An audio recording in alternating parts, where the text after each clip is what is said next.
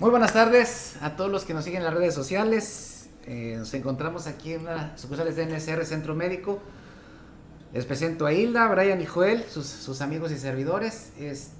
Hoy vamos a tocar un punto, va a ser un punto de vista profesional, el cual vamos a dar con el famoso tema de las muertes por los sueros vitaminados. Ya pasó la efervescencia, ya salieron los primeros dictámenes periciales.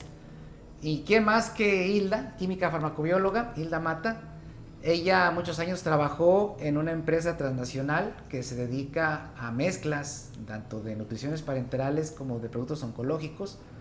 Una empresa transnacional la cual se dedica a la venta, producción, distribución y almacenamiento de medicamentos de todo tipo.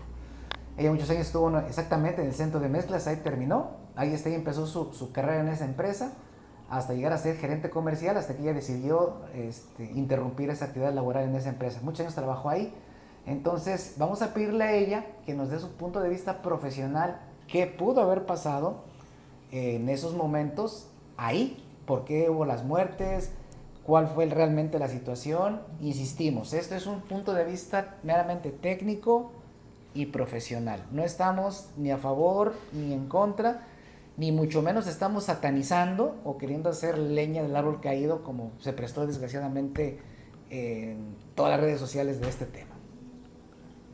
Así es. ¿Verdad? Primero que nada, Hilda, ¿qué fue lo que pudo haber pasado? En base a tu experiencia, ¿qué ocurrió? Pudieron haber ocurrido muchas cosas. En primer lugar, no tenemos la certeza de las condiciones en las que se pudieron haber estado preparando esos sueros con vitaminas. Aquí en primera instancia debemos de recordar que hay una normativa a nivel nacional y conforme a esa regulación por parte de la COFEPRIS, pues es como tenemos que trabajar todo este campo, ¿no? Entonces, en primer lugar, tendríamos que asegurarnos de que los medicamentos cuentan con registro sanitario, que el personal conoce debidamente la técnica aséptica en la preparación y principalmente que el médico tratante haya dado esa indicación en específico para el paciente. Entonces, tenemos que tener en cuenta que los productos que cuentan con registro sanitario pues son los que ya tienen el respaldo por parte de la autoridad, que en este caso es la COFEPRIS, y eso nos asegura que son productos que ya pasaron por una serie de controles de calidad y que podemos utilizarlos de forma adecuada y segura para los pacientes. Entonces, si los medicamentos que se pudieron haber utilizado fueran tipo multidosis, es decir, abro un frasco, tomo una dosis y la pongo en una solución, y de ese mismo frasco estoy tomando múltiples dosis, eso es un frasco multidosis. Eso nos puede llevar a ocasionar una contaminación microbiana, especialmente tratándose de vitaminas, que son medios muy ricos para el crecimiento microbiano. Entonces, pudo haber sido alguna contaminación microbiana, alguna contaminación cruzada tal vez, donde tomamos una jeringa para tomar un producto y luego esa misma jeringa la usamos para otro, y al tener esa contaminación cruzada pudimos haber tenido también una precipitación de sales, y esa precipitación de sales al llegar a los vasos sanguíneos más pequeños pues nos va a ocasionar problemas también en el paciente. Tú y yo platicábamos de el orden de algunos medicamentos y sobre todo cuando vimos que un dictamen, las fuentes pues eran muchas, ¿verdad? Lo que vimos ahí en las redes sociales, Juan Pérez, Francisco Ibarra, etcétera, o sea, una N, no había una fuente oficial o que realmente pudiéramos decir que es fidedigna. A veces sacaban un reportaje y ya el otro sacaba el otro en base a lo mismo, hasta con las mismas faltas de ortografía. Pero hablábamos tú y yo discutíamos sobre el orden de algunos medicamentos, sobre todo el paciente que decíamos que tuvo falla pulmonar o que tuvo problemas a nivel pulmonar. ¿Ahí qué pudo haber pasado? Probablemente estaban utilizando, además de vitaminas intravenosas, tal vez también hayan estado utilizando electrolitos. Y en el caso de los electrolitos, cuando se mezcla directamente el fosfato con el calcio, por ejemplo, fosfato de potasio con gluconato de calcio, puede precipitar en fosfato de calcio. Y es un precipitado que dependiendo del tamaño, de la cantidad o de la concentración, puede ir a alojarse a las venas más pequeñas de los pulmones. Incluso la FDA en 1988 aproximadamente reportó casos de pacientes que tenían nutrición parenteral y posteriormente fallecieron, y en la autopsia se encontró que había precipitados de fosfato de calcio en el área de los pulmones, ¿no? Entonces probablemente eso también pudo haber pasado, o sea, había una contaminación cruzada tal vez, pero también, o sea, no podríamos descartar una interacción de medicamentos que posteriormente hayan formado un precipitado y que haya ido a alojarse alguna parte ya de los pulmones. La gente, lamentablemente, todos los medios de comunicación, algunos médicos que salieron, nutriólogos, enfermeros, etcétera, satanizando las soluciones vitaminadas. O sea, técnicamente, pues estaban diciendo que lo que ocasionó las muertes de esas 8 personas fue la solución vitaminada, o la solución con MBI, o en la multidosis, como tú dices. No hay más específicos. Algunos manejaban que podría haber sido provocado una septicemia por la canalización con mala técnica.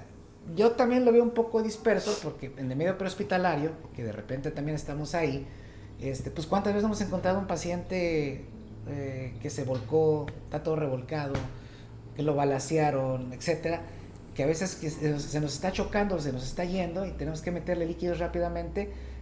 Pues hacemos lo mejor que se puede, una asepsia, y metemos el catete para darle líquidos. Entonces, a mí se me hace un poquito también muy complicado que haya sido una septicemia por la punción. No sé, ¿tú qué opinas? Tal vez, yo también lo veo complicado por la punción.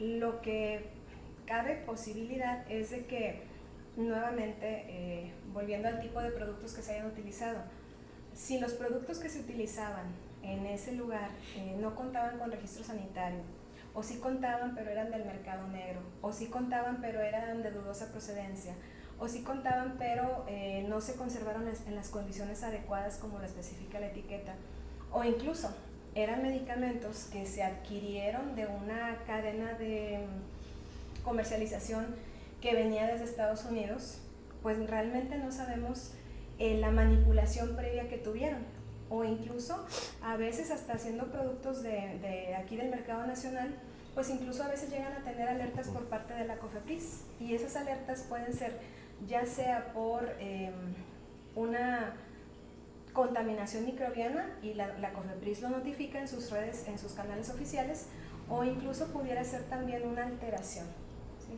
O sea, una falsificación de los medicamentos. Entonces, por eso es importante que pues tengamos una conciencia de a qué lugar estamos acudiendo, en qué manos nos estamos atendiendo, porque todos esos puntos que la gente pues no tendría por qué saber, pero quienes nos dedicamos a esto sí, pues debemos de tener mucha certeza del origen de esos medicamentos que se están utilizando.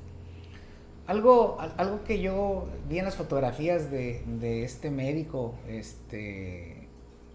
homeópata, y lo que decía, digo, la técnica en que ponía en el patio de las personas, ponía 10 soluciones en un solo momento. O sea, yo también pienso que ahí eso no estuvo, pues, no cumplió con las características mínimas indispensables de realmente atender un paciente al estarle pasando alguna solución intravenosa, llámese de la que se llame. Llámese para el dolor, llámese para recuperar líquidos, porque está deshidratado, en un multivitamínico. Yo eso sí lo vi un poco mal, y me voy a lo que tú comentabas de la contaminación por multidosis.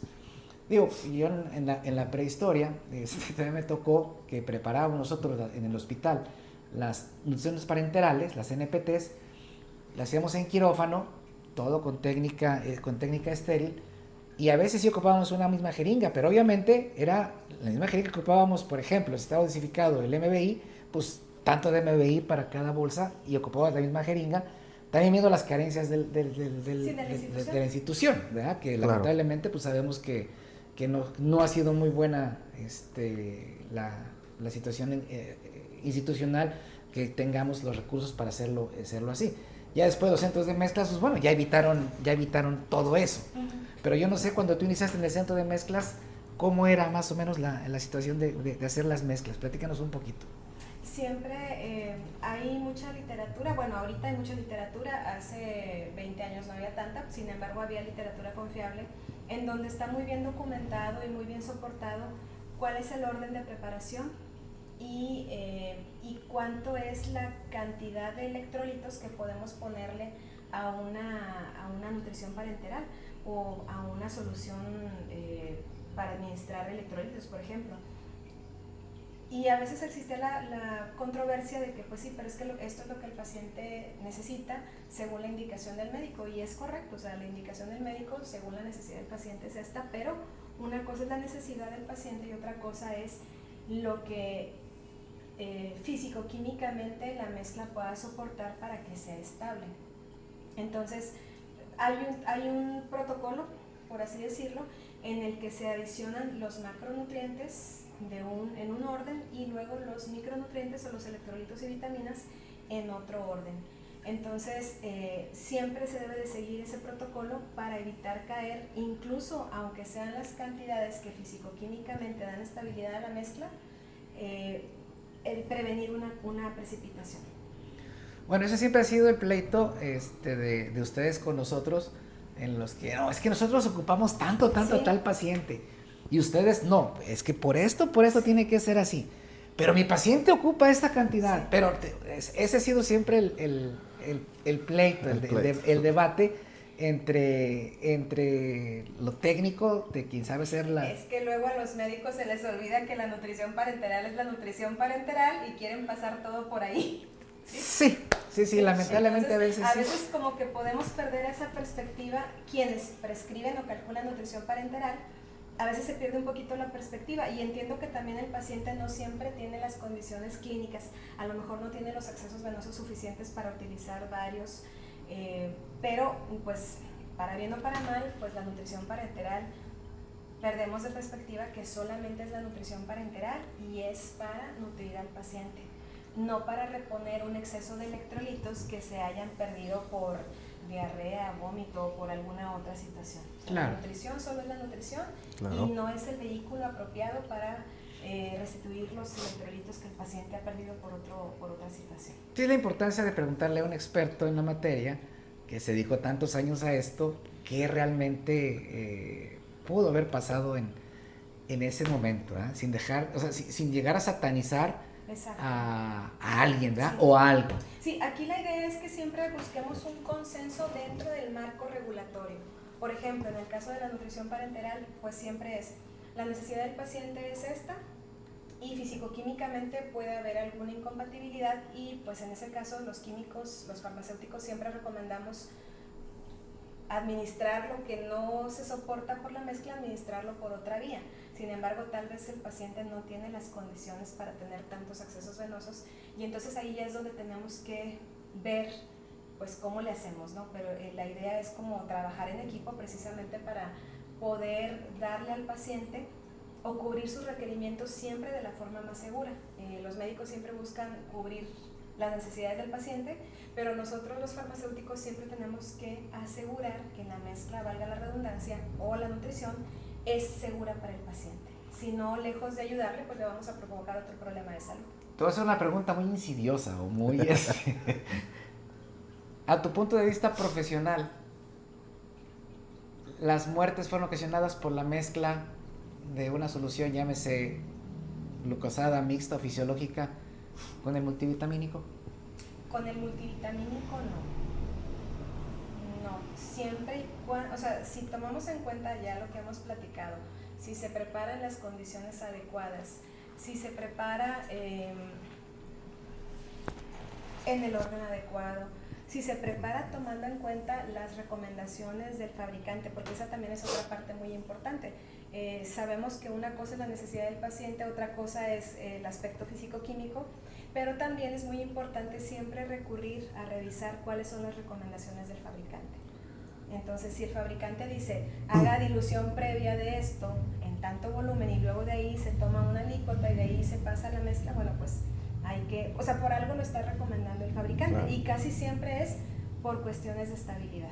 Entonces, desde mi punto de vista profesional, Mezclar una solución intravenosa, llámese fisiológica, glucosada, mixto, con un frasco de multivitaminas, solo un frasco, pensando en que son adultos, no creo que haya sido ese el factor que ocasionara la muerte, porque finalmente un frasco está dentro de las recomendaciones que hacen las guías internacionales para un paciente. Sí, de hecho, si revisamos nosotros el PLM, hay ocasiones que te indican, depende de la causa del paciente, depende del estado del paciente, hasta 2, cada 24.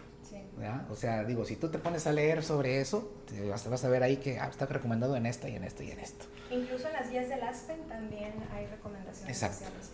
Sí, yo creo que aquí el problema es que la mayoría de la población cree que es la solución mágica, ¿no? Sí. O sea, la solución mágica a tus problemas, que si tienes una enfermedad y tienes síntomas con un suero vitaminado, se te va a quitar, cuando no es así, ¿verdad? O sea, sí, todo tiene, desde un paracetamol, desde un ibuprofeno, todo tiene una raíz y una causa de para qué se va a dar, ¿no? O en qué ocasiones es las que se tiene que administrar. Y también algo muy importante, revisar las vías de administración, porque ahorita, como dijimos, las recomendaciones del fabricante, hay medicamentos que son inyectados o que son inyectables y que inclusive en la cajita te dice administrarse vía intramuscular o administrarse vía intramuscular o intravenosa. Entonces, que realmente ese conjunto de medicamentos se estén administrando por la vía correcta y las cantidades correctas. Sí, porque si dice el fabricante vía de administración intramuscular o intramuscular profunda, pues es estrictamente intramuscular. No debemos de utilizarla para administrarla por una vía intravenosa. Digo, a mí cuando dijeron también que molían pastillas para pasarlas por vía venosa, que las diluían, a mí se me hace algo muy difícil, o sea, pues me hace difícil de creer. Difícil de creer.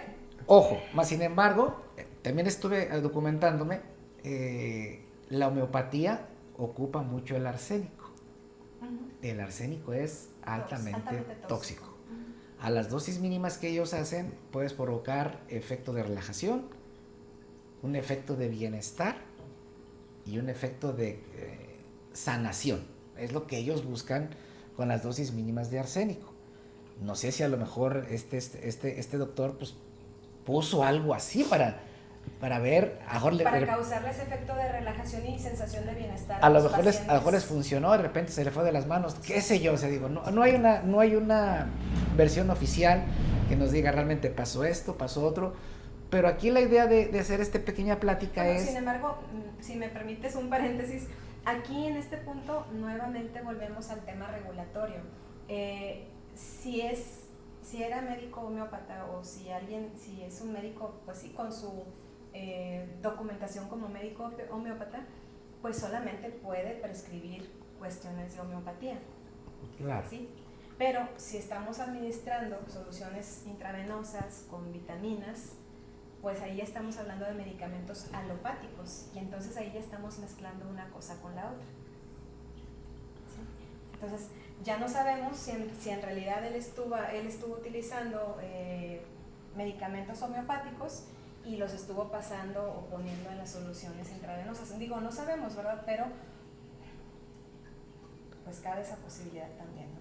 Sí, efectivamente, o sea, digo, son muchas cosas. Aquí la idea de esto es, primero, la pregunta concreta. ¿Los multivitamínicos son malos y te llevan a la muerte? La respuesta es no. No. Tajantemente un no. Muchos decían, no, es que es un efecto placebo, te están charlatanería, etcétera, etcétera, etcétera. Pero bueno, si realmente fuera charlatanería que una solución vitamina no te ayude, pues entonces ¿por qué hay tanta venta de tantas vitaminas de todos tipos, tantos colores y sabores? Y hay empresas como la GNC que son dedicadas a estrictamente puras vitaminas. ¿Verdad? Aquí lo único es que como médicos, pues tenemos que hacer bien una anamnesis, bien tu historia clínica, bien la auscultación de tu paciente, para determinar realmente qué es lo que tiene este paciente, con qué lo vas a ayudar y cómo lo vas a ayudar. Sí. Decían que, por ejemplo, el ácido ascórbico que pues rápidamente los echabas por vía renal, que podía causar cálculo, o sea, sí, pero a dosis muy altas y a dosis no reguladas. Ajá. Claro. Cuando es una dosis implementada, no va a pasar nada. Tú lo acabas de decir hace un rato, ¿verdad? El uso de medicamentos, desde un paracetamol, desde un ibuprofeno, cuando la gente hace uso indiscriminado del paracetamol, vienen las repercusiones más adelante por fallas hepáticas. Sí.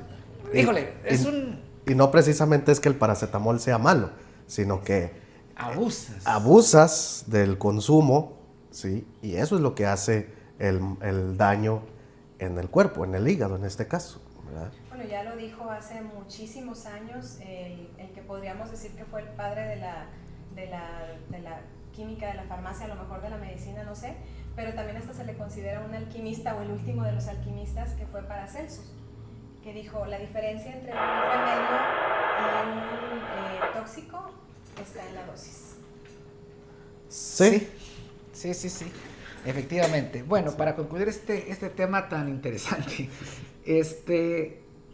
desgraciadamente, afortunadamente, a veces un dolor agudo, una lumbalgia, un proceso de ponerte un multivitamínico, porque pues esto lamentablemente sigue, ¿verdad? Esto no es así como que ya quedó perdido por todo el mundo mundial. O sea, no. Claro que no. ¿Verdad? Claro que no, ¿verdad? Pero, ¿qué nos recomendarías, Hilda, o qué nos sugerirías que hiciéramos si ocupáramos algún procedimiento donde ocupáramos una vía permeable para meter los medicamentos, ya sea para hidratarte, ya sea para quitar el dolor, el que tú quieras y mandes, que a veces se hace en consultorio? ¿Tú qué sugerencia nos darías o qué puntos como paciente tendría yo que tener claros qué está haciendo la persona que me va a administrar y cómo es que me lo va a administrar? ¿Qué nos sugerirías?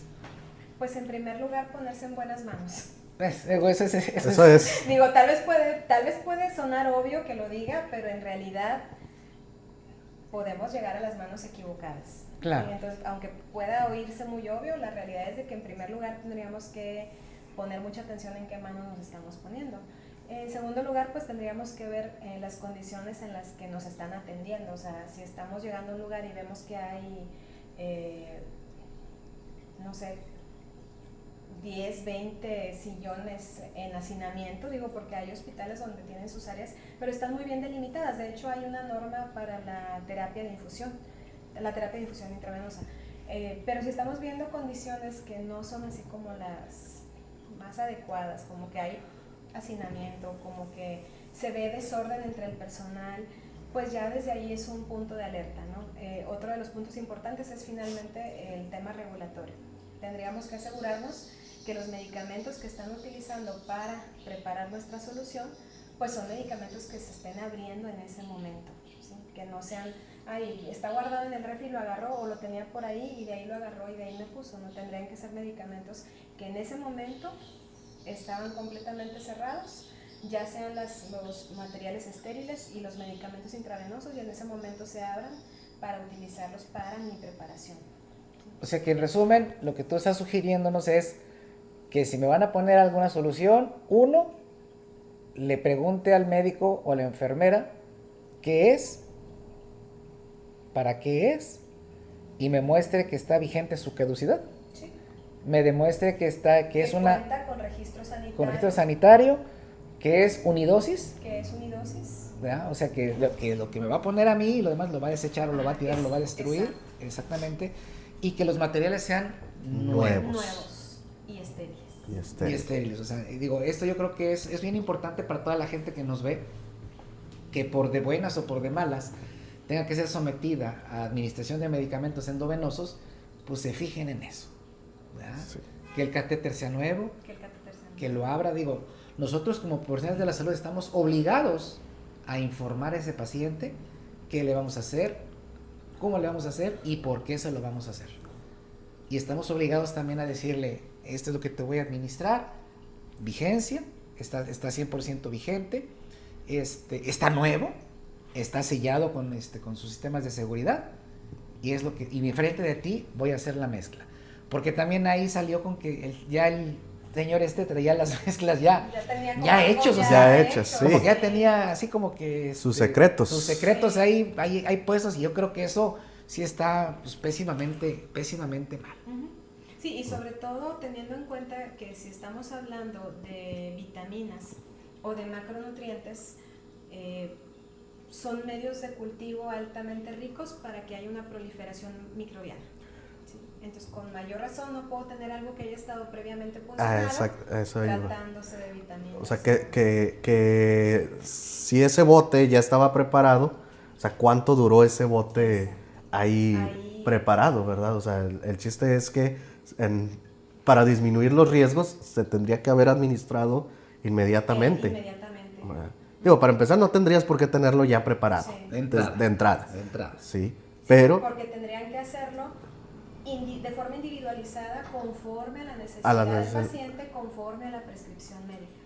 Sí, digo, porque así estuvo también esto muy mal, o sea, ya llegaban 10 pacientes y ya, córrele, ya sacabas las 10 soluciones y se las ponías, ¿verdad? O sea, yo creo que eso tampoco era lo correcto o lo técnicamente bien hecho. Exacto. ¿Verdad? Entonces, para que todos nuestros amigos tengan esa certeza de que si por de buenas o por de malas son sometidos a algún procedimiento, tienen todo el derecho de preguntar a la profesión de la salud, que les muestre que están vigentes, que tienen registro sanitario los medicamentos, que son de laboratorios conocidos, que son unidosis, lo más importante, y que la preparación realmente sea la técnicamente adecuada. Sí, que se prepare con técnicas. Y no puedes tener en un cuarto de 3x3 a 15 gentes, o sea, no. Sí, claro que no. O sea, ¿por qué? Porque estás metiéndole líquidos por la vena y tienes que estar verificando que su presión esté bien, que no se nos dispare, que no se nos caiga, su estado neurológico, o sea, son ciertos puntos como médico que tienes que estar valorando. Que valorar, y sobre todo la velocidad de entrada de ese medicamento al cuerpo, al organismo. También. Eso es de suma importancia. Bueno, también ese es otro punto muy importante que mencionas, la vigilancia médica. No sabemos si tenían tantos pacientes en un área muy pequeña y ponían una bolsa tras otra o un frasco tras otro, pues no sabemos también qué vigilancia médica se les estaba dando a cada uno de los pacientes. Por ejemplo, simplemente sus signos vitales, o si ya estaba mareado, o si sentía debilidad, o si presentaba rash o alguna otra situación. Claro, también hay que dejar claro que cualquier persona, desde la edad más temprana hasta la edad más adulta, puede hacer reacción a cualquier medicamento en cualquier etapa de su vida. Claro, sí. Llámese desde un paracetamol, llámese desde una aspirina, hasta medicamentos ya más especializados y más indicados para ciertas patologías, ¿verdad? Entonces eso es de suma importancia. Insisto, esta plática no es para satanizar a nadie, para crucificar a alguien, no, es un punto de vista profesional de una experta que se dedicó muchos años a la preparación de medicamentos, y que viendo este tema que pasó en Sonora, pues bueno, mucha gente está espantada y está angustiada y que, híjole, es una semana me pusieron un MBI, doctor, ¿qué me va a pasar? No te va a pasar nada, o sea, no va a pasar nada absolutamente, o sea, todo va a estar bien. Pero es cierto lo que tú estás diciendo, las situaciones de cómo esté esto preparado, que no tiene por qué salir preparado de un lado. Claro. ¿Verdad? A menos que sea de un centro de mezclas. Bueno, es que eso, bueno, aquí ya estamos hablando de otra cosa, o sea, tú estamos hablando que si tú tienes un centro de mezclas y tú mandas ciertas mezclas para cierto hospital, no van a ser puestas inmediatamente, tienen su cadena de frío, tienen su forma de cómo conservarlo. Sí. En la prehistoria, cuando a mí me tocó preparar NPTs en quirófano, es así, las preparabas y eran administradas al ratito siguiente. Sí, inmediatamente. ¿Verdad? Sí. Ahí eso sí me quedaba bien claro. Tú preparabas para fulanito, sutanito, manganito, preparabas su mezcla, preparabas le decíamos ahí, su lechita, porque pues es blanca, la NPT. En los hospitales. Su lechita, le preparábamos su lechita al paciente y inmediatamente era administrada por vía estéril y demás. ¿verdad? Pero estamos hablando a nivel hospitalario. De repente en un consultorio que te llega pues con un dolor agudo, una cefalea intensa, que tienes que quitarle el dolor, que sabes que intramuscular va a costar más trabajo. Una gastroenteritis donde ya perdió... Está deshidratado, está Sí. seco el paciente, ¿verdad? Entonces, nada más que sepan las personas de qué forma pueden sentirse seguras de lo que se les puede hacer o no se les puede hacer. La pregunta es que todo el mundo lo satanizó. ¿El multivitamínico es el asesino? No. ¿Verdad? No.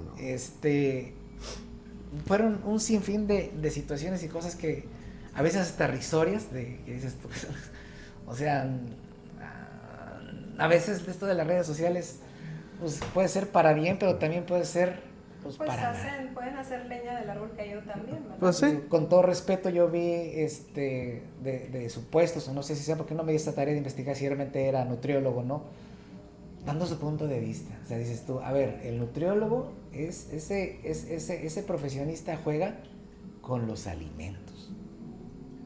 Y él debe saber los requerimientos que tienes que tener un organismo bajo ciertas circunstancias de nutrición. Híjole, se me hizo algo... Sí, no, pues es que al final ahí todos quieren hacer sacar provecho y al final generar una polémica pues para generar más vistas y generar pues ¿cómo se dice? Likes. Monetizar y generar likes, ¿verdad? Pues es más que nada por eso, ¿verdad? Sí, pero no es lo correcto, porque mucha gente te estás desinformando y viene el grave problema. Exactamente. Sí, porque también hay nutriólogos, bueno, ahorita ya hay muchos que tienen la especialidad de nutrición clínica y trabajan muy de la mano con el área médica precisamente para calcular los requerimientos, no los requerimientos, sino el médico le dice, el paciente tiene esto, este es su requerimiento, y él se encarga de calcular la nutrición parenteral, por ejemplo, o una combinación de enteral con parenteral, etcétera. Pero ya ellos tienen otro tipo de conocimientos, ¿no? De preparación. Entonces, otro tipo de preparación. Entonces ellos tienen muy buena información para poder desarrollar una nutrición parenteral, para poder calcular una nutrición parenteral. Entonces, pues sí, también hay de nutriólogos a nutriólogos. Y la otra, a lo mejor los que comentaron tal vez de nutriólogos sean.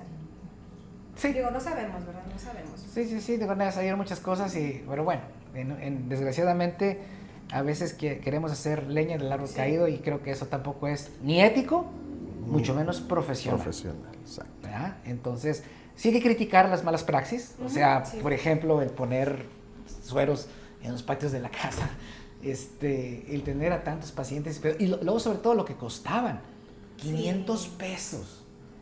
O sea, tú haces la cuenta, ¿verdad? Vamos a hacer una cuenta muy tonta y muy burda, ¿verdad? ¿Cuánto cuesta una solución fisiológica de 500? ¿Qué te gusta? ¿80 pesos al público? ¿70? Dejémoslo en 70 pesos, 70 algo pesos. económico, ¿verdad? ¿Cuánto te cuesta el MBI?